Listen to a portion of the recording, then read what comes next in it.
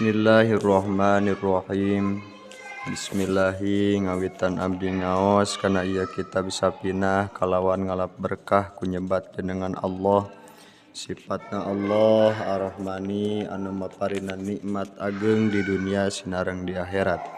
Sifatna Allah Ar-Rahimi anu maparin nikmat alit di akhirat hungkul. Alhamdu ari sadaya jenis puji anu opat lillahi eta tetep kagungan Allah Rabbil alamina anu mangeranan sadaya alam.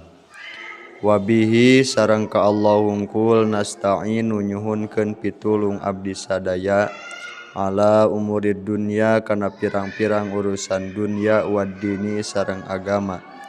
Wa shalla sareng mugi maparinan rahmat saha Allahu Gusti Allah. Wa sallama sareng mugi maparinan kasalamatan Allah ala sayyidina kadunungan urang sadayana Muhammadin tegasna Kanjeng Nabi Muhammad sallallahu alaihi wasallam khatamin nabiyyina anu jadi panungtung sadaya nabi.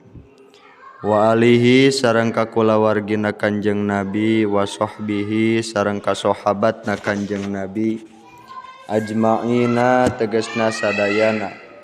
Wala haula sareng teu aya daya upaya pikeun migawe taat wala quwwata sareng teu aya kakuatan pikeun nyingkahan maksiat illa billahi angin ku pitulung Allah al-aliyyi anu maha luhur al-adimi anu maha agung.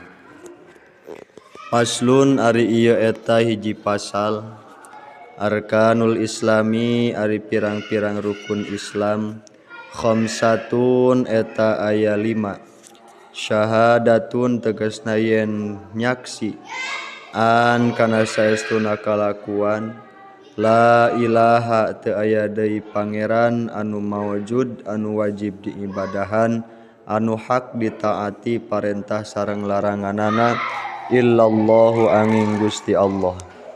Wa anna Muhammadan sareng saestuna Kanjeng Nabi Muhammad Rasulullahi eta utusan Allah. Wa iqamus sholati sareng ngadegkeun salat wa itauz zakati sareng mayar zakat wa sauma ramadhana sareng puasa dina bulan Ramadan wa hajjul baiti sareng munggah haji ka Baitullah saha manjalma istatoa anu kaduga itu man ilaihi kana itu hijul bait sabilan di jalana.